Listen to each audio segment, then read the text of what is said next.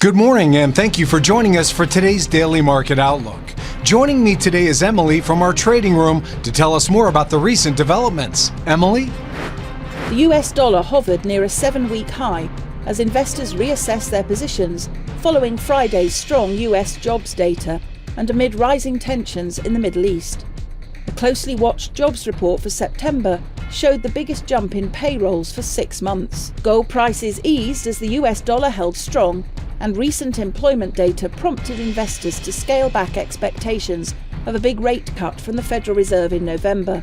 Spot gold fell 0.2%. US stock indexes fell, pressured by rising Treasury yields as markets recalibrated expectations for the Federal Reserve rate cuts, while rising conflict in the Middle East kept traders on the sidelines. US Treasury yields rallied as investors reassessed the Fed's rate path, with the yield on benchmark 10-year notes exceeding 4% for the first time in 2 months.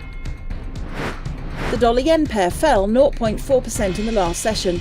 The RSI is giving a positive signal. The Bitcoin rose 0.7% against the dollar in the last trading session. The CCI is giving a positive signal. The gold-dollar pair corrected downwards in the last session, falling 0.2%. The MACD is giving a negative signal. The oil-dollar pair exploded 4.5% in the last session. The CCI indicates an overbought market.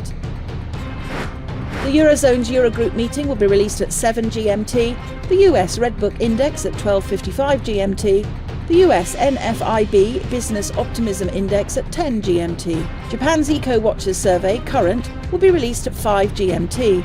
Australia's RBA meeting minutes at 0:30 minutes GMT. Germany's industrial production at 6 GMT. We hope that you've enjoyed today's Market Outlook.